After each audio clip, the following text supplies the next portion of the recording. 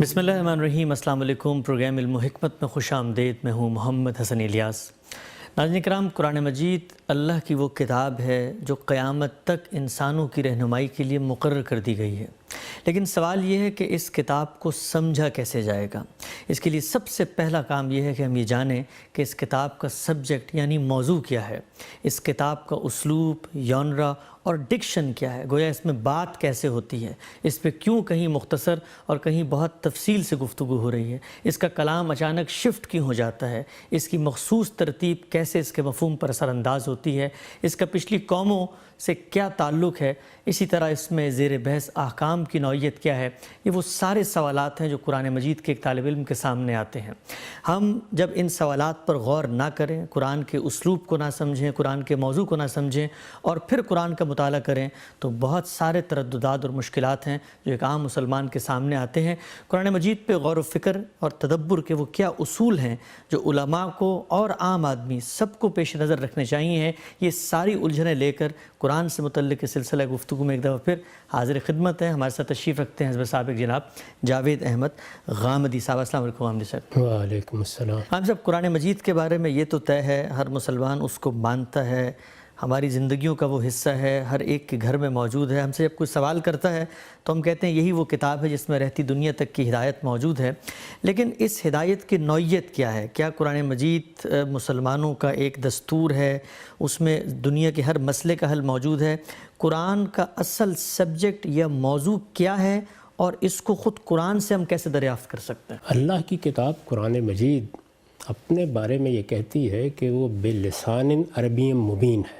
ٹھیک، یعنی جو زبان اس وقت بولی جاتی تھی جس کو ہم عربی کہتے ہیں، اس میں نہایت واضح طریقے سے مطلب بیان کرنے والی کتاب ہے۔ ٹھیک، لہٰذا اگر کوئی آدمی قرآن مجید کا سادہ ترجمہ پڑھ لے ابتدا سے انتہا تک، یہ اس پر واضح ہو جاتا ہے کہ قرآن مجید کس چیز کو اصلاً اپنا ہدف بنا رہا ہے۔ ایک لفظ میں اگر اس کو بیان کیجئے تو وہ میری زندگی کا وہ مرحلہ ہے جب میں اس دنیا سے رخصت ہوتا ہوں۔ اچھا، موت انسانی زندگی کا سب سے بڑا مسئلہ ہے، زمین پر سب سے بڑی خبر ہے، یہ ہمارے لیے معمول کی چیز بن چکی ہے۔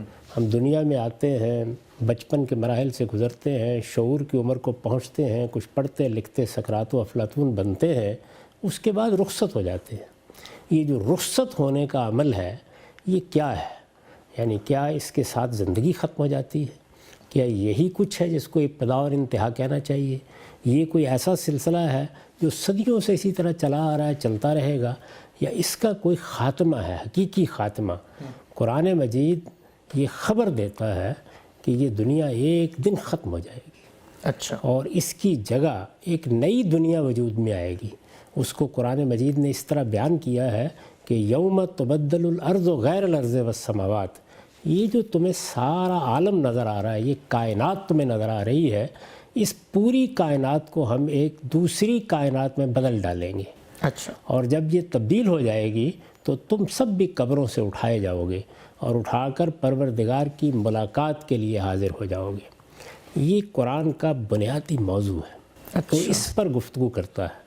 اسی کو پیغمبروں کے مشن کے طور پر بیان کرنے کے لیے ایک تعبیر اختیار کی جاتی ہے کہ جب نبی بھیجے گئے تو کیا کرنے کے لیے آئے؟ مبشرین و منذرین، یعنی موت کے بعد انسان کے ساتھ کیا ہونے والا ہے اس کی بشارت دے دیں، خوشخبری سنا دیں، اور اس میں جو برا نتیجہ نکل سکتا ہے اس سے متعلق لوگوں کو خبردار کر دیں۔ ٹھیک، یہ انذار بشارت، تو انذار کو ایک جامع تعبیر کے طور پر آپ قبول کر لیجئے تو پھر کہا جا سکتا ہے کہ یہ قرآن مجید ایک پیغمبر کی سرگزشت انذار ہے۔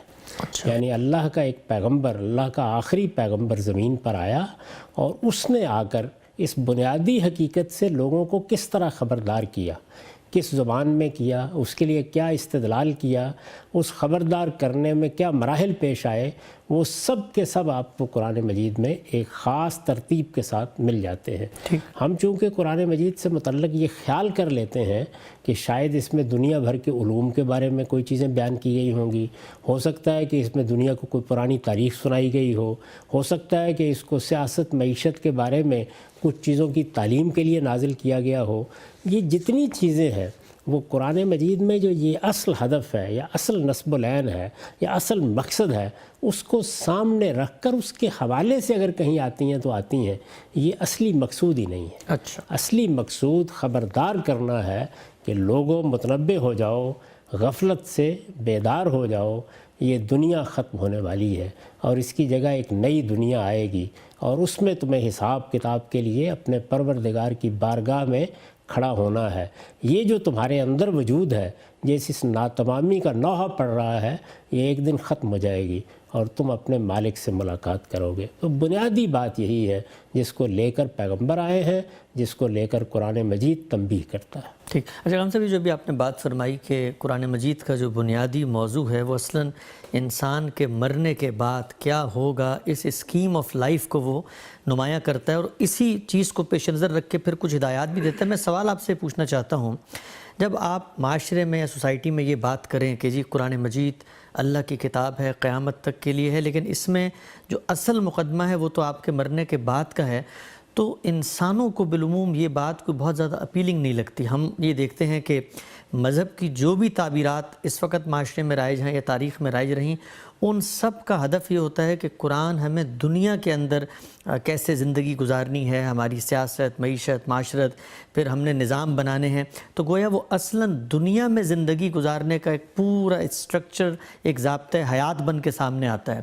تو یہ جو آپ نے بات کی، تو اس سے تو وہ جو اورینٹیشن ہے وہ بالکل اپ سائڈ ڈاؤن ہو جاتی ہے۔ یہ بڑی غلطی ہوئی ہے ہمارے ہاں۔ قرآن مجید اصلاً اس چیز کو ہدف بنا کے گفتگو کرتا ہے، لیکن کیا محض یہ خبر دے دیتا ہے آپ کو؟ یعنی یہ بتا دیتا ہے کہ قیامت ہونی ہے، یہ بتا دیتا ہے کہ موت کے بعد ایک نیا عالم، ایک نئی کائنات وجود میں آنی ہے؟ وہ یہ بھی بتاتا ہے کہ وہاں جواب دہی کے لیے کھڑا ہونا ہے، اور جب جواب دہی کے لیے کھڑا ہونا ہے تو اس کائنات کا پروردگار ہم سے کیا مطالبات کرتا ہے، وہ سارے مطالبات وہ تو یہیں دنیا میں پورے ہونے ہیں۔ تو دنیا یہاں اس زاویے سے زیر بحث آتی ہے۔ اچھا، ایسا بارہا ہوتا ہے کہ انسان کسی چیز کو جزء میں درست سمجھ رہا ہوتا ہے، لیکن وہ بحثیت مجموعی کس چیز کو ہدف بنا کر اپنے آپ کو پیش کر رہی ہے، اس میں غلطی کارہ ہوتا ہے۔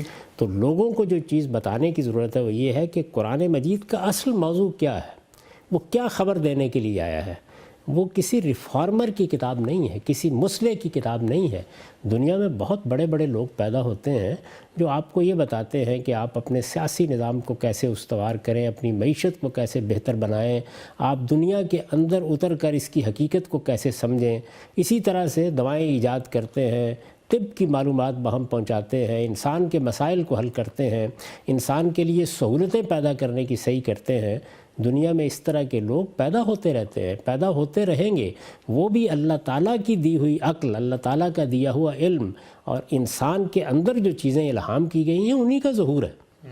یعنی وہ بھی اللہ تعالیٰ ہی کی عنایت اور اس کا کرم ہے کہ انسان اپنے لیے یہ سب کچھ پیدا کرنے میں کامیاب ہو جاتا ہے۔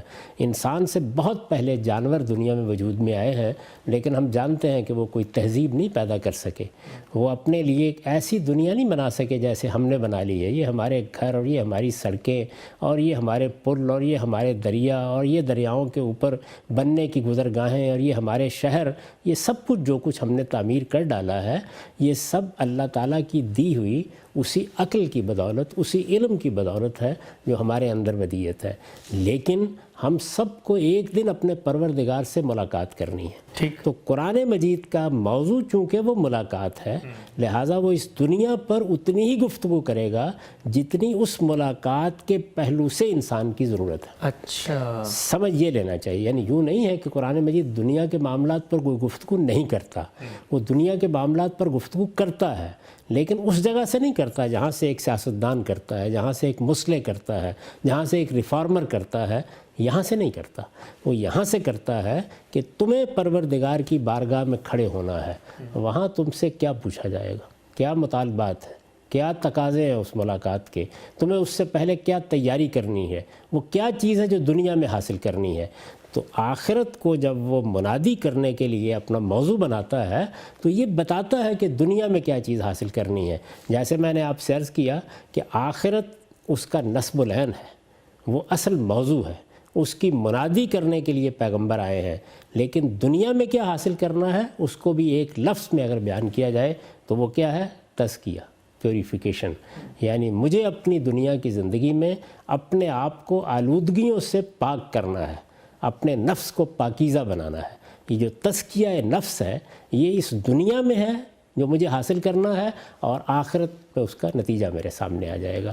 تو اگر آپ دنیا کے لحاظ سے اللہ کی کتاب کو بیان کریں تو آپ یہ کہیں گے کہ وہ انسان کی انفرادی اور اجتماعی زندگی کے تزکیے کی دعوت دیتی ہے، اس کو پاکیزہ بنانے کی دعوت دیتی ہے، اسے پیوریفائی کرنے کی دعوت دیتی ہے۔ تو پوری بات یہ ہوگی کہ اصلاً اللہ کے پیغمبر انذار کے لیے آتے ہیں، وہ قیامت کے بارے میں خبردار کرتے ہیں، وہ انسانوں کو یہ بتاتے ہیں کہ تم ایک دن اپنے پروردگار کی ملاقات کے لیے اٹھائے جاؤ گے، یہ پوری دنیا ایک نئی دنیا میں تبدیل ہو جائے گی۔ اگر وہاں کامیاب ہونا چاہتے ہو تو اس دنیا میں تمہیں کیا کرنا ہے؟ اپنا تزکیہ، اپنے آپ کو پاکیزہ بنانا۔ یہی وہ چیز ہے کہ جس کے لیے پیغمبروں کی بعثت ہوتی ہے، یعنی آخرت کی منادی کر دو اور لوگوں کو بتا دو کہ وہ اپنے نفس کو، اپنی ذات کو، اپنی انفرادی اور اجتماعی زندگی کو کیسے پاکیزہ بنا سکتے ہیں۔ ٹھیک، ہم سب آگے بڑھاتے ہیں اس سلسلے کو۔ ابھی جو آپ نے بات فرمائی اس سے اگر میں یہ نتیجہ اخذ کروں کہ قرآن کا اصلاً موضوع فرد ہے، اور اس فرد کو مخاطب کر کے اس کی معاشرے میں جو مختلف ذمہ داریاں اس کو اجتماعی صورت میں ملتی ہیں اس میں بھی قرآن ہدایت دیتا ہے۔ ایک اشکال، ایک بہت بنیادی سوال قرآن مجید کے موضوع کی جو تعبیرات کا اختلاف ہے اس میں سامنے آتا ہے کہ اگر آپ ہدف کے لحاظ سے دیکھیں تو یہ ایک بہت چھوٹا ہدف ہے کہ آپ نے ایک بندے کو تبدیل کرنا ہے، قرآن ایک بندے سے گفتگو کر رہا ہے۔ اگر آپ کا مطالعہ کریں، ایک دوسری تعبیر یہ سامنے آتی ہے کہ وہ تو مخاطب ہی معاشرے کو کر رہا ہے، وہ کہتا ہے کہ آپ نے دنیا میں دین نافذ کرنا ہے، شریعت کا نفاذ ہے، نکلنا ہے۔ تو دو رول بہت ہی، جس کو آپ کہتے ہیں ایک بہت چھوٹا رول نظر آتا ہے کہ بندے سے بات ہو رہی ہے، اس کا تزکیہ، اور دوسری طرف دیکھیں تو اقوام اور ملتیں اور جس کو آپ کہتے ہیں بر اعظموں کی تسخیر اور فتح، تو رول کے لحاظ سے تو وہ جو دوسرا مقصد متعین کیا جاتا ہے وہ زیادہ بڑا مقصد لگتا ہے۔ تو وہ جو باتیں آپ نے بیان کی ہیں وہ کہاں بیان ہوئی ہیں قرآن مجید میں؟ قرآن مجید تو ہر جگہ فرد ہی کو خطاب کرتا ہے، لیکن فرد کون ہے؟ یعنی فرد کیا کسی جنگل میں بیٹھا ہوا کوئی شخص ہے؟ وہ فرد میں ہوں، وہ آپ ہیں، وہ اس دنیا کے اندر کے ہزاروں لاکھوں کروڑوں انسان ہیں، ان میں سے ہر ایک کا ایک رول ہے سوسائٹی میں۔ یہ جس کو آپ سوسائٹی کہتے ہیں، جس کو آپ معاشرہ کہتے ہیں، یہ افراد سے مل کے بنتا ہے، اور جب افراد کو مخاطب کیا جاتا ہے تو ان کی ہر جہت میں مخاطب کیا جائے گا۔ یعنی میری زندگی اگر تو جنگلی میں گزرنی ہے تو ظاہر ہے کہ وہ میری ذات تک محدود ہو سکتی ہے، لیکن میں شادی کروں گا، میرے بچے ہوں گے، میرا خاندان وجود میں آئے گا، میں باہر نکلوں گا، مجھے معیشت کی جدوجہد کرنی ہے، مجھے وہاں کوئی کاروبار کرنا ہے، کوئی ملازمت کرنی ہے، میرے پاس کوئی ہنر ہے اس کا اظہار ہونا ہے۔ اسی طریقے سے اگر میں کوئی سیاسی لیڈر ہوں، میں رہنما ہوں، میں ریفارمر ہوں، میں دنیا کو کچھ دے سکتا ہوں تو دوں گا، سائنسدان ہوں، میں طبیب ہوں، تو میرے یہ سارے رول جتنے ہیں ان میں قرآن مجھ سے کیا چاہتا ہے، ٹھیک، کیا مطالبہ کرتا ہے، یہ سب اس حوالے سے زیر بحث آئیں گے۔ تو اگر آپ دیکھیں گے تو اس میں میرے اجتماعی زندگی کے رول بھی زیر بحث آئیں گے اور میری انفرادی زندگی کے رول بھی زیر بحث آئیں گے۔ کیوں؟ اس لیے کہ کوئی ایک فرد قرآن کا مخاطب نہیں ہے، پوری انسانیت قرآن کی مخاطب ہے، اور جب پوری انسانیت قرآن کی مخاطب ہے تو جس جس پہلو سے میں متعلق ہوتا ہوں وہاں مجھ سے بات کی جائے گی۔ ٹھیک ٹھیک، یعنی مجھے بتایا جائے گا کہ بحیثیت فرد تم سے تمہارے پروردگار کے کیا مطالبات ہیں۔ مقصد وہی ہوگا، تزکیہ، پیوریفائی کرنا، پاکیزہ بنانا۔ تو بتایا جائے گا کہ بحیثیت فرد کیا مطالبات ہیں، خاندان کے سربراہ کی حیثیت سے کیا مطالبات ہیں، تم اگر کوئی کاروبار کرتے ہو تو وہاں کیا مطالبات ہیں، لوگوں سے معاملات کرتے ہو تو وہاں کیا مطالبات ہیں، سیاست کرتے ہو تو وہاں کیا مطالبات ہیں، قوموں کی باغ تمہارے سپرد کر دی جاتی ہے وہاں کیا مطالبات ہیں۔ تو میری زندگی یعنی بحیثیت فرد چونکہ اتنی ڈائمنشنز رکھتی ہے، اتنے ابعاد رکھتی ہے، اتنے پہلو اور اتنی جہات رکھتی ہے، تو ظاہر ہے ان میں جہاں جہاں قرآن مجید پیوریفیکیشن کے لحاظ سے کوئی بات کر سکتا ہے وہ کرتا ہے. اس زاویے سے دیکھیں تو میری زندگی کے ہر پہلو کا احاطہ کرتا ہے، لیکن ہر پہلو کا احاطہ میرے نقطہ نظر سے نہیں، اس اصل مقصد کے نقطہ نظر سے کہ تمہیں وہاں پاکیزہ ہو کر جانا ہے. چنانچہ وہی چیزیں اس میں زیر بحث آتی ہیں جو میرے اس نسب العین سے متعلق ہیں. لیکن کیا میری پوری کی پوری زندگی ایسی ہے؟ نہیں. میں ہنر سیکھتا ہوں، میں کاروبار کرتا ہوں، میں اس دنیا کے اندر سیاسی جدوجہد کرتا ہوں، تو یہاں میرے وجود کا ایک پہلو وہ ہے جس کا تعلق میری آخرت سے ہے، لیکن 10,000 وہ پہلو ہیں جن کا تعلق اسی دنیا سے ہے. تو اس دنیا سے متعلق جو چیزیں ہیں وہ میرے علوم، میری عقل پر چھوڑ دی گئی ہیں. وہاں مجھے فیصلے کرنے ہوتے ہیں، وہاں میں جدوجہد کرتا ہوں. مثال کے طور پر یہ دیکھیے، یہ ایک میز کیسے بنانی ہے، کرسی کیسے بنانی ہے، مکان کی تعمیر کیسے کرنی ہے، اس کا مٹیریل کیسے وجود میں آنا ہے، اس میں نئی نئی اختراعات کیسے کرنی ہے. اگر میں کوئی ایسی عمارت بنانا چاہتا ہوں جو جیسے کہ اب انسانوں کو شوق ہو گیا 1 کلومیٹر اونچی ہے، تو اس کے لیے کیا ہنر سیکھنے ہوں گے. یہ قرآن کا موضوع نہیں ہے. قرآن کا موضوع یہ ہے کہ تم یہ سب کچھ کر رہے ہو تو اس کے دوران میں تمہارے نفس میں کوئی آلودگی نہیں آنی چاہیے. وہ آلودگی کیسے آتی ہے، وہ کیوں نہیں آنی چاہیے، اور اس سے اپنے آپ کو پاکیزہ بنانے کا طریقہ کیا ہے، بس اس زاویے پر، اس پر فوکس کرے گا قرآن مجید. یہ جو باتیں آپ نے بیان کی ہیں یہ تو لوگوں نے اپنی خواہشات پڑھ لی ہیں. قرآن مجید میں یہ اس لحاظ سے زیر بحث ہی نہیں ہے. وہاں آدمی، فرد، انسان مخاطب ہے، اور انسان بحیثیت انسان جس رول میں آتا چلا جاتا ہے اس میں اس کو خطاب کر کے بتایا جا رہا ہے کہ اپنے آپ کو پاکیزہ بناؤ، اس لیے کہ قیامت میں تم اپنی اس پوری زندگی سے متعلق مسئول اور جواب دہ ٹھہرائے جاؤ گے، اور تم سے پوچھا جائے گا کہ تم نے اپنے آپ کو آلودہ تو نہیں کر لیا. ہم یہ دیکھتے ہیں کہ مسلمانوں کو جہاں اقتدار حاصل ہوتا ہے وہاں پر جو مذہبی لوگ ہیں، جو مذہب کی تفقہ اور دین کی علم رکھتے ہیں، بصیرت رکھتے ہیں، ایک مطالبہ ہمیشہ ان کی طرف سے سامنے آتا ہے کہ ہمارا دستور جو ہے، ریاست کا دستور، وہ قرآن مجید کو بننا چاہیے. اب ریاست کا اگر آپ معاملہ دیکھیں تو اس کے اندر مثلا عدلیہ ہے، مقننہ ہے، انتظامیہ ہے، ان کے اختیارات کے معاملات ہیں، قانون کی ایک پوری دنیا ہے. تو اس لحاظ سے اگر دیکھا جائے تو کیا یہ کہنا درست ہوگا کہ مسلمانوں کو اپنی ریاست کا دستور، اور جس کو آپ کہتے ہیں آئین کی حیثیت، وہ قرآن مجید کو دینی چاہیے؟ یہ بات یہ ہے کہ دستور کے تقاضے بہت مختلف ہیں. یہ دستور کیوں بنائے جاتے ہیں؟ پرانے زمانے میں نہیں ہوتے تھے، آہستہ آہستہ بننا شروع ہو گئے. قانون کی حکمرانی قائم کرنے کے لیے انسان عافیت محسوس کرتا ہے اس دنیا میں. وہ یہ سمجھتا ہے کہ اگر لوگوں کی ثوابدید پر معاملات رہیں گے تو انتشار پیدا ہو جائے گا، اس میں پھر کوئی آخری اتھارٹی بنے گی، پھر کوئی بادشاہ سلامت وجود میں آئیں گے. تو آئیے بیٹھ کر کچھ قاعدے ضابطے طے کر لیتے ہیں. یعنی ہم اپنے معاشرے کے اندر جب ایک نظم ریاست قائم کرتے ہیں تو اس نظم ریاست میں فیصلے کس طریقے سے ہوں گے، کیا طریقہ اختیار کیا جائے گا کہ جس سے یہ نظم ریاست لوگوں کے لیے فلاح کا باعث بن جائے. جب ان چیزوں پہ آپ سوچتے ہیں تو اس سے قانون وجود میں آنا شروع ہوتا ہے. یہی قانون ہے جو ایک بالا تر سطح پر آئین اور دستور کہلاتا ہے. یعنی وہ چیزیں کہ جن میں بنیادی مسائل طے کیے جاتے ہیں، اس ریاست کا نظم کیسے قائم ہوگا، اس میں لوگ کس طریقے سے حکمران بنیں گے، اس میں مختلف ادارے کیسے کام کریں گے، ان کا باہمی ربط کس نوعیت کا ہوگا. قدیم زمانے میں یہ ساری چیزیں ایک شخص یا ایک ذات میں ہوتی تھیں. بادشاہ ہے، امیر الامراء ہے، کوئی اور بڑی شخصیت ہے جس نے نظم سنبھالا ہے، خواہ وہ قبیلے کا شیخ ہے.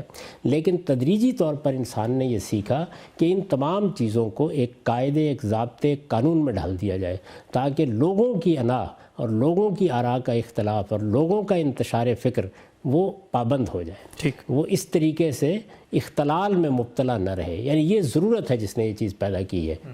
یعنی وہ آپ اپنے تجربے سے سیکھتے ہیں، ان کو حاصل کرتے ہیں. وہ چیزیں کہ جن کا انسان کے اس تزکیے پر اثر پڑ سکتا ہے، ان کو اللہ تعالیٰ یہاں بھی موضوع بناتے ہیں، یہاں پر بھی زیر بحث آتی ہیں. اس لیے کہ یہ میری اجتماعی زندگی کا ظہور ہے. بحیثیت فرد یہ میں ہی ہوں کہ جس کے مجموعے نے یہ فیصلے کرنے ہیں، تو ان میں کیا طریقہ اختیار کیا جائے. چنانچہ 2 3 4 باتیں ایسی ہیں جو اس موضوع سے متعلق بھی قرآن مجید میں زیر بحث آ گئی. اچھا، ایسے ہی میں نے عرض کیا کہ میری معیشت کے بارے میں بھی آ گئی ہیں، اسی طرح میری معاشرت کے بارے میں بھی آ گئی ہیں، بلکہ سب سے زیادہ معاشرت کے بارے میں آئی ہیں، کیونکہ وہ ایسی چیز ہے جس سے ایک ایک فرد متعلق ہوتا ہے. ریاست کا نظام تو پھر ایک اشرافیہ ہے جو چلا رہی ہے، اور اس کے اندر سے لوگ اوپر منتخب ہوتے رہتے ہیں یا کہیں سے آتے رہتے ہیں، لیکن یہ خاندان کا ادارہ، یہ تو میری آپ کی ہر فرد کی ضرورت ہے۔ اس میں انسان کی پیدائش گویا اس کے ساتھ منسلک ہو کر رہ گئی ہے، تو اس کو زیادہ تفصیل سے بیان کیا ہے، لیکن بیان کرنے کا زاویہ کیا ہے؟ بالکل وہی کہ تمہارے اندر کوئی آلودگی نہیں پیدا ہونی چاہیے، یعنی فرد مخاطب ہے اور اس کو بتایا جا رہا ہے کہ اس طرح کی کوئی چیز نہیں ہونی چاہیے۔ تو قرآن مجید میں سیاست کا بھی ایک قانون بیان ہوا ہے، معیشت کا بھی ایک قانون بیان ہوا ہے، معاشرت کا بھی ایک قانون بیان ہوا ہے، لیکن وہ قانون اس سارے معاملے کا احاطہ نہیں کرتا، یعنی وہ سب دستوری سوالوں کا جواب نہیں دیتا۔ وہ معیشت سے متعلق آپ کو وہ سارے طریقے نہیں بتاتا جس کی سسٹم بنا کے نہیں دیتا، یہ اس کا موضوع ہی نہیں ہے۔ یعنی ایک نظام بنا کے دینا یہ قرآن کا موضوع نہیں ہے، اس کا موضوع یہ ہے کہ تم جو بھی نظام بناؤ گے، جو بھی قاعدے اختیار کرو گے، جن اصولوں کو بھی پیروی کرو گے، اس کا اثر تمہارے تزکیے پر نہیں ہونا چاہیے، اور نہیں ہونا چاہیے تو وہاں کیا چیز ضروری ہے، اس میں اگر کوئی ہدایت قانون کے طور پر دینی ہے تو وہ بھی اللہ کی کتاب دیتی ہے۔ اسی کو اصطلاح میں شریعت کہا جاتا ہے۔ اچھا، یعنی جو دین ہمیں دیا گیا ہے اس کے دو واضح حصے ہیں، ایک حصے کا تعلق ان بنیادی حقائق سے ہے جس پر انسانیت کھڑی ہے، یعنی یہ بات کہ کیا اس کا کوئی خالق ہے، کیا اس کا کوئی انجام ہے، کیا یہ اللہ تعالیٰ کی طرف سے کسی ہدایت کی احتیاج رکھتی ہے، کیا وہ ہدایت اللہ تعالیٰ کی طرف سے خارجی طور پر بھی ملی ہے یا انسان نے اپنے باطنی الہامی کی طرف رجوع کرنا ہے۔ ان بنیادی سوالوں کے جواب دیے جاتے ہیں۔ پھر جو دوسرا بہت بڑا مسئلہ ہے وہ میرا اخلاقی وجود ہے، اس کی بنیادیں کیا ہیں، کیا یہ سارے اخلاقی اصول میں نے سوسائٹی کے تعامل سے سیکھے ہیں یا یہ میری ذات کا ظہور ہے، میرے اخلاقی وجود کی بنا خود میرے اندر ہے۔ اس سب چیزوں کو موضوع بنا کے قرآن مجید رہنمائی کرتا ہے۔ کیوں رہنمائی کرتا ہے؟ اس لیے کہ یہ ماننے کی چیزیں ہیں، یہ وہ اختیار کرنے کا دائرہ ہے جس کا اثر میری آخرت پر پڑے گا۔ تو اس کو قرآن اپنی اصطلاح میں الحکمہ کہتا ہے۔ دوسرا حصہ کیا ہے؟ آپ اس کو سادہ الفاظ میں کہہ سکتے ہیں ایمان و اخلاق۔ ٹھیک، دوسرا حصہ کیا ہے؟ دوسرا حصہ وہ قوانین اور ضوابط ہیں، یعنی سیاست میں وہ کیا چیزیں ہیں جو مجھے ہر حال میں ملحوظ رکھنی چاہیے، میں جو کرنا چاہتا ہوں کروں، میں جو دستور بنانا چاہتا ہوں بناؤں، میں جو قوانین بنانا چاہتا ہوں بناؤں، لیکن وہ کیا چیزیں ہیں کہ اگر میں نے ان کی خلاف ورزی کی تو میری آخرت پر اثر پڑے گا، اچھا، میرے تزکیے پر اثر پڑے گا، میری پاکیزگی نفس پر اثر پڑے گا، مسلمانوں کا اجتماعی نظام اس کے نتیجے میں آلودہ ہو کر رہ جائے گا۔ تو یہ چیزیں ہیں جو سیاست سے متعلق بھی زیر بحث آئیں گی، اور چونکہ یہ اس ہدف کو سامنے رکھ کے بیان کی گئی ہیں تو یہ کوئی نظام نہیں ہے، یہ چند ہدایات ہیں۔ اس لیے اس کے لیے جو لفظ قرآن نے اختیار کیا ہے وہ لفظ الکتاب ہے، یعنی قانون، ضابطہ۔ عربی زبان میں کتاب محض کتاب کے معنی میں استعمال نہیں ہوتا جیسے ہم اردو میں استعمال کرتے ہیں، یہ جس طرح کتاب کے لیے استعمال ہوتا ہے اسی طرح قانون اور ضابطے کے لیے بھی ہوتا ہے۔ دوسرا لفظ اس دائرے کے لیے کیا ہے؟ شریعت، شرع، یعنی قانون کو اللہ تعالیٰ نے ایک ضابطے کی صورت دے کے بتا دیا ہے کہ فلاں فلاں معاملے میں یہ چیزیں ہونی چاہیے اور یہ نہیں ہونی چاہیے۔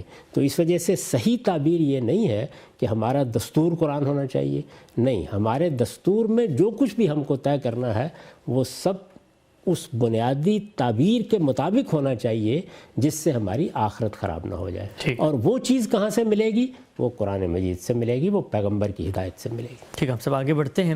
یہ جو ابھی آپ نے ایک بنیادی بات کہی کہ قرآن مجید وہ پرنسپلز، وہ اصول دیتا ہے جو انسان کے تزکیے اور آخرت سے متعلق ہو، زندگی کے ہر شعبے میں جہاں پر وہ اپنا رول پلے کرنا چاہتا ہے۔ ہم دیکھتے ہیں کہ پہلے زمانے میں بھی اور موجودہ زمانے میں بھی بہت ساری ایسی تحریکیں اٹھی ہیں جو قرآن مجید کو دستور بنانے کے لیے ایک دلیل پیش کرتی ہیں خود قرآن مجید سے، اور وہ آیت ہے کہ من لم یحکم بما انزل اللہ فاولئک هم الفاسقون، کہ جو قرآن کے ذریعے فیصلہ نہیں کرتا تو اللہ کی نظر میں وہ فاسق ہے، اور پھر آگے کہا کہ وہ کافر ہے۔ تو اس آیت سے یہ استدلال کیا جاتا ہے کہ قرآن خود اپنے بارے میں کہہ رہا ہے کہ دنیا میں جو بھی تمہارا نزاع ہو، تنازع ہو، اس میں فیصلہ حکم کی حیثیت وہ مجھے دینی چاہیے۔ تو پھر مجھے بتائیے گا کہ اس آیت کا کیا سیاق و سباق ہے جو آپ نے بات کی؟ تو وہی جو میں نے آپ سے ابھی عرض کیا کہ جن معاملات میں اللہ تعالیٰ نے کوئی ہدایت دے دی ہے اور ہم اللہ تعالیٰ کو مانتے ہیں، اللہ کی کتاب کو مانتے ہیں، تو یہ کیسے ہو سکتا ہے کہ اس کو نظر انداز کر دیں؟ اچھا، تو وہاں یہ تنبیہ کی گئی ہے سورہ مائدہ میں یہود کو کی گئی ہے، مسیحیوں کو کی گئی ہے، مسلمانوں کو بھی کی گئی ہے کہ جب اللہ کی کتاب تمہارے پاس آ جاتی ہے تو اگر اللہ کی کتاب نے کسی معاملے میں کوئی چیز بیان کر دی ہے، ما انزل، جو اللہ کی طرف سے نازل ہو گئی، اللہ نے اس کا حکم دے دیا، اللہ نے اس کی وضاحت کر دی، اللہ نے اس کا پابند کر دیا، اللہ کا قانون اس میں آ گیا، تو اب اگر کوئی شخص اس کو چھوڑ کر اپنی رائے کی بنیاد پر یا اپنی ثوابدید سے کوئی فیصلہ کرتا ہے تو اس سے بڑھ کر ظالم کون ہو سکتا ہے؟ یعنی اس نے اللہ کو مان لیا، اللہ کی کتاب کو مان لیا، اللہ کے پیغمبر کو مان لیا، تو پھر تو لازم ہے کہ سب سے پہلے یہی ہو۔ یہ معاملہ کوئی محض ریاست سے متعلق نہیں ہے، یہ تو میری زندگی کے ایک ایک سانس سے متعلق ہے۔ یعنی اگر میں مسلمان ہوں اور میں نے اللہ تعالیٰ کو قبول کر لیا ہے اور میں نے پیغمبروں کی دعوت کو مان لیا ہے اور میں نے قرآن کو اپنی زندگی کا دستور بنا لیا ہے، تو اب سب سے پہلے میں یہ دیکھوں گا کہ میرے اللہ نے اس کتاب میں، پیغمبر نے اپنی تعلیمات میں کوئی ایسی بات تو نہیں کہی جس کا مجھے پابند ہونا ہے، جس سے مجھے اجتناب کرنا ہے۔ سب سے پہلے اسی کو دیکھا جائے گا۔ تو وہاں موضوع یہ زیر بحث ہے کہ یہود بعض ایسی چیزیں بیان کر رہے ہیں جس میں اللہ کی کتاب کی ہدایت، اس کتاب کی ہدایت جو ان کے پاس موجود ہے، اچھا، اور ہے، اور وہ بالکل مختلف رویہ اختیار کر رہے ہیں۔ تو اللہ تعالیٰ نے اس پر تبصرہ کرتے ہوئے یہ کہا ہے کہ وہ لوگ جو اس طرح کے موقعوں پر اللہ کی کتاب کو چھوڑ کر دوسرے راستے اختیار کریں، ان سے بڑا ظالم کون ہو سکتا ہے، ان سے بڑا فاسق کون ہو سکتا ہے، اور اس سے بڑا کفر بھی کیا ہو سکتا ہے۔ یعنی یہ تو عملی طور پر اللہ کی بات کو نہ ماننا ہے، اس کا انکار کر دینا ہے۔ تو بات یہ کہی گئی ہے، اس میں یہ نہیں بیان کیا گیا کہ تمہاری زندگی کے بارے میں ہر چیز کا ہم نے تمہیں پابند کر دیا ہے۔ جن چیزوں میں پابند کر دی ہے، جن میں ہدایت کر دی ہے، جن میں انزل اللہ ہو گیا ہے، ان چیزوں میں تمہیں اللہ کی ہدایت کے مطابق ہی فیصلے کرنے ہیں۔ اور یہ وہ چیز ہے کہ جو ہر مسلمان کو بتانے کی ہے، ایک حکمران کو بھی، ایک ریفارمر کو بھی، ایک دانشور کو بھی، ایک شاعر اور ادیب کو بھی، مسلمانوں کے عام افراد کو بھی، ہر عارف و عامی کو بتانے کی چیز ہے کہ جس معاملے میں اللہ کا فیصلہ موجود ہے، اگر تم اللہ کو مانتے ہو، اللہ کے پیغمبروں کو مانتے ہو، تو وہاں پھر اس سے انحراف نہیں کیا جا سکتا۔ انحراف کرو گے اور سرکشی کے ساتھ انحراف کرو گے تو ظلم، کفر اور فسق اور کس کو کہتے ہیں؟ اسی کو کہتے ہیں۔ ٹھیک، اچھا ہم صاحب، یہ آپ کی بات اگر سامنے رکھی جائے تو اس لحاظ سے کیا یہ کہنا درست ہے کہ ہر شخص، اس کا سوسائٹی میں جو بھی رول ہے، اس کو قرآن مجید ایک ہدایت دے رہا ہے اور اس نے اس ہدایت پر عمل کرنا ہے؟ ہمارے عام طور پر یہ بحث ہوتی ہے کہ ہم یہ کہتے ہیں کہ تمہارا رول دین کے لحاظ سے یہ ہے، لہٰذا تم اس چیز کا نفاذ کرو۔ تو یہ جو نفاذ کی ایک نفسیات ہے اور آپ جو بات کرتے ہیں اس میں اورینٹیشن بالکل پلٹ کے فرد کی طرف آ جاتی ہے کہ اس نے عمل کرنا ہے، ان دو چیزوں کے فرق کو اگر ملحوظ نہ رکھا جائے تو اس سے فرق کیا واضح ہوتا ہے؟ بہت فرق واقع ہوتا ہے۔ یعنی ایک میں یہ ہے کہ آپ اپنے باطن کی طرف رجوع کرتے ہیں، اپنے ظاہر کی طرف رجوع کرتے ہیں۔ آپ کو یہ مسئلہ درپیش ہوتا ہے کہ میں کہیں اللہ کی ہدایت کی خلاف ورزی تو نہیں کر رہا، اس لیے میں نے لوگوں کو توجہ دلائی ہے اپنے بعض مضامین میں کہ صحیح تعبیر کیا ہے۔ ہمیں اپنے آپ کو بھی یہ کہنا ہے، اپنے حکمرانوں کو بھی یہ کہنا ہے کہ شریعت پر عمل پیرا ہو جاؤ۔ ٹھیک، خدا کی شریعت عمل کے لیے ہوتی ہے، اٹھا کر رکھ دینے کے لیے نہیں ہوتی۔ لیکن یہ بتانا پڑے گا نا اس کے ساتھ کہ اس معاملے میں شریعت ہے، اور یہ بتانا پڑے گا کہ جو شریعت ہے وہ کیا ہے۔ ٹھیک، دونوں چیزیں بتانی پڑیں گی۔ تو جب آپ یہ دونوں چیزیں واضح کر دیتے ہیں تو پھر آپ کو حق حاصل ہے کہ آپ شریعت پر عمل کی دعوت دیں۔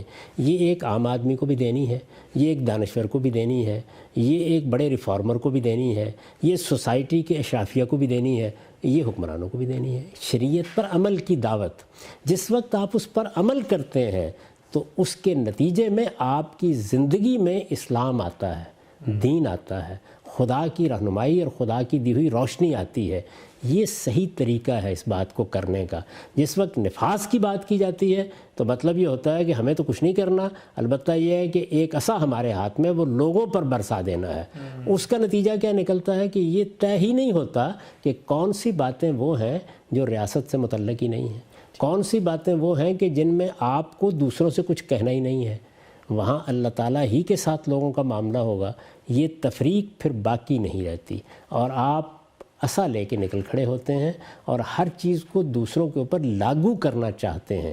تو قرآن مجید اس جگہ سے بات نہیں کرتا، وہ یہاں سے بات کرتا ہے کہ لوگوں، تم اللہ کی ہدایت پر عمل پیرا ہو جاؤ، تم اسے اختیار کر لو، تم اپنی زندگی کا اس کو دستور بنا لو۔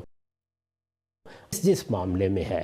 یعنی اس میں پہلا سوال یہ ہوگا کہ فلاں معاملے میں کیا اللہ نے کوئی ہدایت دی ہے، اور اگلا یہ ہوگا کہ اگر دی ہے تو ایک مسلمان کی حیثیت سے مجھے بھی، آپ کو بھی، مسلمانوں کے حکمرانوں کو بھی اس پر عمل کرنا ہے. اور یہ ہدایات کس زاویے سے دی گئی ہیں؟ یہ کوئی نظام بنانے کے لیے نہیں دی گئیں، یہ آپ کے سارے دنیا کے مسائل کو حل کرنے کے لیے نہیں دی گئیں. یہ انسان کے تزکیے کو، اس کی پاکیزگی کو باقاعدہ ہدف بنا کر دی گئی ہیں کہ تم دنیا کی اس زندگی میں کہیں اپنے آپ کو اس طرح آلودہ نہ کر بیٹھنا کہ قیامت میں اللہ کے سامنے جواب دہی کے لیے کھڑے ہو تو وہاں ناکام ہو جاؤ. ہدف یہ ہے. تو یہاں سے قرآن مجید میری زندگی کے ہر پہلو میں کچھ نہ کچھ بات کرے گا، لیکن کرے گا اتنی ہی جتنی میری اس آخرت سے متعلق ہے. دنیا کے معاملات میں مجھے علوم بھی سیکھنے ہیں، ہنر بھی سیکھنے ہیں. وہ ہو سکتا ہے کہ میں غیر مسلموں سے جا کر سیکھوں، دنیا کے کسی دوسرے علاقے میں جا کر سیکھوں. وہ تمام چیزیں اس دنیا میں انسان کو اللہ نے جو عقل دی ہے اس سے وجود پذیر ہوتی ہیں. علم وجود میں آتا ہے، علم مختلف مراحل سے گزرتا ہے، وہ انسان کے لیے سہولتوں کا باعث بنتا ہے. یہ ایک الگ دنیا ہے پوری کی پوری. اس کے بارے میں رسالت مآب صلی اللہ علیہ وسلم نے فرمایا تھا کہ مجھ سے وہ بات لو جو میں لے کر آیا ہوں. انتم عالم و بے امور دنیا کو، مسلم شریف میں ہے نا کہ تم ان دنیا کے معاملات کو مجھ سے بہتر جانتے ہو. تو دنیا کے معاملات جتنے بھی ہیں ان کو ہم نے اپنی عقل سے سمجھنا ہے، ان کے بارے میں فیصلے کرنے ہیں. ان کے ماہرین نے جو علوم پیدا کیے ہیں وہ علوم ان سے سیکھنے ہیں. طب کی تعلیم کے لیے ہو سکتا ہے آپ کو انگلستان جانا پڑے، آپ کو امریکہ جانا پڑے، لیکن یہ بات کہ قیامت میں میرے ساتھ کیا معاملہ ہوگا، اس کی تیاری کیسے کرنی ہے، اس کے لیے ایک ہی جگہ ہے جہاں جانا ہے. اور وہ جگہ کون سی ہے؟ وہ محمد الرسول اللہ صلی اللہ علیہ وسلم کا دامن رحمت. اور کوئی جگہ ہے ہی نہیں کہ جہاں آپ کے یہ جان سکیں. قرآن کا موضوع یہی ہے. ٹھیک ہے، ہم سب آگے بڑھتے ہیں. یہ جو بنیادی بات آپ نے کہا کہ قرآن مجید کا جو سبجیکٹ ہے، اس کے جو 4 کارنرز ہیں، اس میں جو ایک بنیادی تھیم زیر بحث ہے وہ یہ ہے کہ اللہ کے رسول کو ایک ذمہ داری دی گئی ہے. اب اس ذمہ داری کو ادا کرنے کے مختلف مراحل ہیں، ان کی ایک داستان ہے جو قرآن مجید میں ثبت کر دی گئی ہے. سوال میرا آپ سے یہ ہے کہ آج کے دور میں جب بھی آپ کسی کتاب کی افادیت یا پروڈکٹیوٹی کو دیکھنا چاہتے ہیں تو دیکھتے ہیں کہ آج کا دور کا جو انسان ہے اس سے اس کا کیا ریلیشن ہے. میں پوچھنا آپ سے چاہتا ہوں کہ یہ پورا رسالت مآب صلی اللہ علیہ وسلم کی دعوت اور انذار اور بشارت کا جو قصہ ہے اور جو مراحل ہیں وہ لکھ دیے گئے ہیں. آج 21ویں صدی میں کھڑا ہوا انسان وہ جب قرآن مجید کا مطالعہ کرتا ہے تو اس پورے تھیم کے ساتھ اس کی کیا اٹیچمنٹ یا سگنیفیکنس ہے؟ کیونکہ وہ تو ایک ماضی کی بات ہے. ایک عہد میں رسول اللہ صلی اللہ علیہ وسلم آئے، انہوں نے دعوت دی، وہ رخصت ہو گئے. ان قوموں کے ساتھ آپ کی گفتگو ہے، کریکٹر زیر بحث ہیں. میں اس دعوت کو کیوں قیامت تک پڑھے چلا جا رہا ہوں اور اس کی میری ذات، میری لائف اور میرے تزکیہ و تطہیر میں کیا سگنیفیکنس؟ اس لیے کہ موت مجھے بھی آنی، موت آدم علیہ السلام کو بھی آنی تھی، موت نوح کی قوم کو بھی آنی تھی. موت انسان کا وہ مسئلہ ہے جو کبھی ختم نہیں ہوا. اور موت اس کا موضوع ہے. یعنی انسانوں کے جو مسائل ہیں اگر آپ دنیا کے لحاظ سے دیکھیں تو وہ تبدیل ہو رہے ہیں. انسانوں نے بہت سی چیزیں ایجاد کر لی ہیں، بہت سی سہولتیں پیدا کر لی ہیں، اپنے تجربات سے بہت کچھ سیکھ لیا ہے. نظم اجتماعی کے بہتری کے لیے کیا اقدامات کرنے چاہیے اس میں پوری کتابیں تصنیف ہو گئی ہیں، پوری لائبریریاں بن گئی ہیں. یہ قرآن کا موضوع ہی نہیں. قرآن کا موضوع یہ ہے کہ جس وقت تم خدا کی بارگاہ میں پیش ہوگے، وہاں جواب دہ ٹھہرائے جاؤ گے، وہاں تم سے کیا پوچھا جانا ہے. تو یہ چونکہ ماضی کے انسان کا بھی مسئلہ تھا، یہ حال کے انسان کا بھی مسئلہ ہے، اور جب تک انسان موت پر گرفت حاصل نہیں کر لیتا یہی مسئلہ رہے گا اس کا. تو قرآن مجید یہ بتاتا ہے کہ یہ موت کا مسئلہ کیا ہے، دنیا کا خاتمہ کس چیز پر ہے، دنیا ختم ہو رہی ہے یا آگے ایک نئی دنیا میں تبدیل ہو رہی ہے. تو اس لیے اس سے کوئی آدمی کیسے بے نیاز ہو سکتا ہے. اب اس میں یہ سوال پیدا ہوتا ہے کہ اگر فی الواقع اس دنیا کا خاتمہ ایک نئی دنیا پر ہونے والا ہے، اگر فی الواقع ہم کو وہاں اٹھنا ہے اور پیغمبر اس کی خبر دے رہے ہیں تو کیا یہ خبر صحیح ہے؟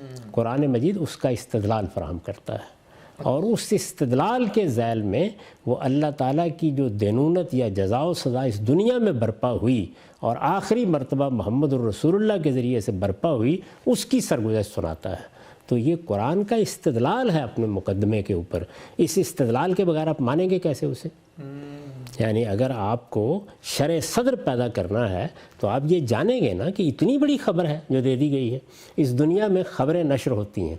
اگر دنیا ایک سیارہ زمین کے ساتھ ٹکرانے والا ہے تو دنیا ساری متوجہ ہو جائے گی. لیکن قرآن مجید یہ خبر دے رہا ہے کہ ایک دن یہ سب کچھ درم برم ہونے والا ہے.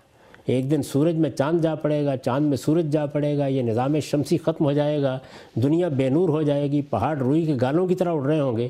کتنی بڑی خبر ہے. یہ خبر ہے جو قرآن کا موضوع ہے. اور یہ خبر میری بھی دلچسپی کی ہے, آپ کی بھی دلچسپی کی ہے. وہ کون سی دنیا ہے, نئی دنیا, جس میں اس خبر کی ریلیونس ختم ہو گئی. یہ تو کبھی ختم ہو ہی نہیں سکتی. جب تک یہ دنیا قائم ہے اور اس پہ موت آ رہی ہے اس وقت تک یہ سوال باقی ہے. اور قرآن مجید اسی کو موضوع بنا رہا ہے. لوگوں کو یہ بتانا چاہیے کہ وہ اس کے بارے میں خبردار ہوں. قرآن کا موضوع تبدیل کر کے ہم یہ سمجھتے ہیں کہ اگر ہم انہیں بتائیں گے کہ دیکھو تمہاری دنیا کا فلاں مسئلہ قرآن نے حل کر دیا تو وہ قرآن کی طرف متوجہ ہو جائیں گے. یہ مسئلہ تو بہت سے مسائل کو اگر آپ جمع کر لیں تو بڑے بڑے ماہرین حل کر رہے ہیں اور بہت اچھے طریقے سے حل کر رہے ہیں. اس لیے اس میں کیا کارنامہ کیا آپ نے. یہاں کچھ بنیادی چیزیں البتہ بتائی گئی ہیں جن کو غلط طریقے سے اختیار کر کے انسان اپنے لیے بھی مسائل پیدا کرتا ہے اور اپنے نفس کو بھی آلودہ کرتا ہے. تو اس کو سامنے رکھ کر قرآن گفتگو کرے گا اور ہر جگہ اسی پہلو سے گفتگو کرے گا اور کسی چیز سے اسے اصلاً کوئی مطلوب نہیں ہوتا. ٹھیک. اگر ہم سب آگے بڑھتے ہیں, ایک بہت بنیادی سوال ایک عام آدمی کے ذہن میں اٹھتا ہوگا.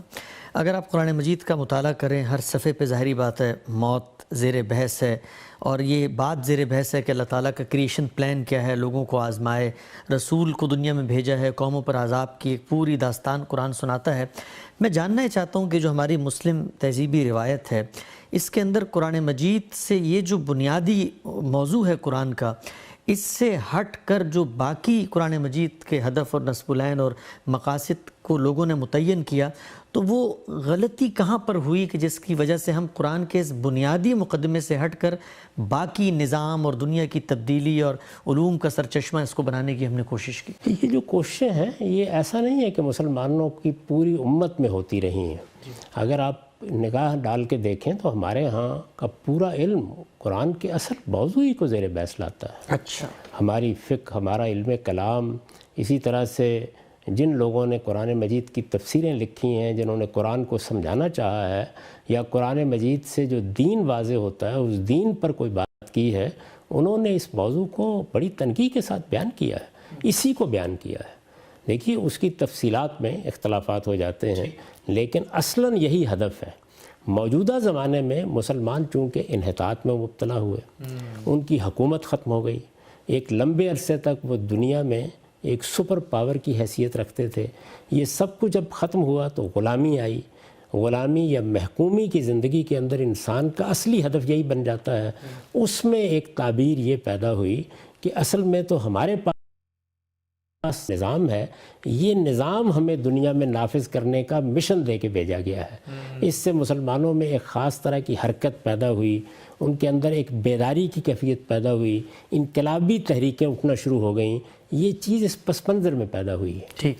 ورنہ اللہ تعالیٰ کا دین اس سادہ مقام پر کھڑا ہوا گفتگو کر رہا ہے کہ لوگوں تمہیں ایک دن پروردگار کے سامنے جواب دہ ہونا ہے. اور یہ یاد رکھو کہ یہ جواب دہی صرف تمہاری انفرادی زندگی کے بارے میں نہیں ہے بلکہ جس درجے میں تم اپنی شخصیت کو ظاہر کرو گے ہر درجے میں تم سے پوچھا جائے گا. حکمران کی حیثیت سے بھی پوچھا جائے گا, کاروباری کی حیثیت سے بھی پوچھا جائے گا, خاندان کے سربراہ کی حیثیت سے بھی پوچھا جائے گا, اس کے ایک فرد کی حیثیت سے بھی پوچھا جائے گا. تو یہ جو چیز ہے اس کو لوگوں نے اس طرح سے بیان نہیں کیا, اور جب اس طرح سے بیان نہیں کیا اور زیادہ تر ان چیزوں کو ہدف بنا لیا جو اصل میں مسلمانوں کی تاریخ سے متعلق رکھتی تھی. یہ بات ذہن میں رکھنی چاہیے کہ ایک اللہ کی کتاب ہے, اس نے ہم کو دین دیا, اللہ کی ہدایت ہم تک پہنچی. اس ہدایت کا ہدف, اس کا نصب العین کیا ہے؟ ایک پہلو یہ ہے. دوسرا یہ ہے کہ بحیثیت انسان ہم نے اپنی زندگی کی ابتدا کب کی؟ رسالت مآب صلی اللہ علیہ وسلم کے زمانے میں. ہم ایمان لائے, ہم نے آپ کو مانا. اس کے بعد ایک بڑی سلطنت قائم ہو گئی, ایک حکومت قائم ہوئی. وہ حکومت, وہ سلطنت, اس میں ظاہر ہے کہ قانون کی تنقید بھی ہوئی. ہماری فقہ کیا ہے؟ یہ اس پوری سلطنت کے لیے بنایا جانے والا قانون ہے, فرد کے لیے بھی اور اس اجتماعی نظم کے لیے بھی. یہ پس منظر ہمارے یہاں 1000 سال میں پایہ تکمیل کو پہنچا, بڑے پیمانے پر اس کا ظہور ہوا. مسلمان اس کا ریوائول چاہتے ہیں, اس کے لیے یہ چیزیں وجود میں آئیں. ورنہ اگر اس سے اٹھ کے آپ دیکھیں تو اصل بات جو اللہ کی کتاب بتاتی ہے وہ یہ ہے, یعنی اس کی دعوت یہی ہے, اس کا پیغام یہی ہے. اس کے بعد ظاہر ہے کہ مسلمانوں کو حکومتیں بھی قائم کرنی ہیں, مسلمانوں کو دنیا میں اپنی تعمیر بھی کرنی ہے, انہیں اپنی تعلیم کا بندوبست بھی کرنا ہے, انہیں ہنر بھی سیکھنے ہیں. وہ ساری چیزیں دین میں مطلوب ہے کہ انسان سیکھے, لیکن دین ان میں رہنمائی نہیں کرتا. وہ اس معاملے میں رہنمائی کرتا ہے کہ ہنر سیکھ رہے ہو, کاروبار کر رہے ہو, حکومت کر رہے ہو, لوگوں سے معاملات کر رہے ہو, بین الاقوامی چیزیں طے کر رہے ہو, یاد رکھنا کہ کہیں اپنے نفس کو آلودہ نہ کر بیٹھنا, اور نفس کی آلودگی سے بچنے کے لیے یہ اور یہ چیزیں ضروری ہیں. وہ جو ضروری چیزیں ہیں وہ اگر محض تعلیمات کی صورت میں ہیں تو اخلاق کا موضوع اس کے لیے اختیار کیا جائے گا, اور اگر وہ آگے بڑھ کر قانون اور ضابطہ بن جاتی ہیں تو وہ شریعت ہے جو لوگوں کو بتائی جائے گی. تو اصل میں صحیح تعبیر کیا ہے؟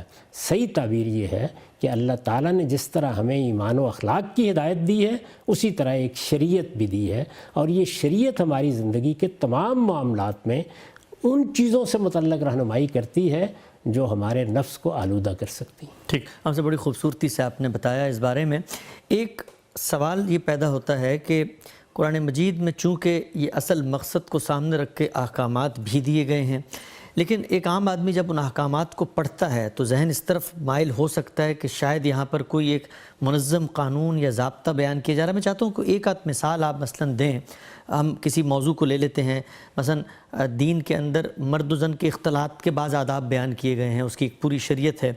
تو قرآن مجید کے اپنے اس اصل ہدف کو حکم دیتے ہوئے بھی بار بار بیان کرتا ہے کہ اس کا مقصد جو ہے وہ دنیا کے اندر کوئی کامیابی ترقی نہیں ہے, بلکہ اس کا مقصد تزکیہ, تطہیر, تمہارے باطن کے اندر جو آلائشیں آ جاتی ہیں ان کو صاف کر کے آخرت کا ایک جنت میں شہری منتخب کرنا ہے. تو یہ جو احکام اور اصل مقصد کا توازن ہے, اس کی پریزنٹیشن بھی قرآن مجید میں اسی طرح ہوتی ہے. اسی طرح کرتا ہے, لیکن اس میں کوئی منفی بات کرنے کی کیا ضرورت ہے کہ فلاں مقصد نہیں ہے. وہ تو یہ بتاتا ہے مقصد کیا ہے, یعنی یہ بتائے گا کہ اس سے مقصود کیا ہے.